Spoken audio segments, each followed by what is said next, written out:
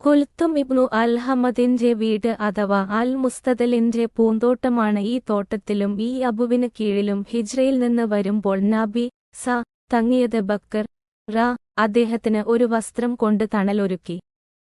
കുൽത്തും ഇബ്നുൽ Hamad Al ഔഫിയുടെ വീടായ ഈ വീട്ടിലാണ് അദ്ദേഹം താമസിച്ചിരുന്നത്.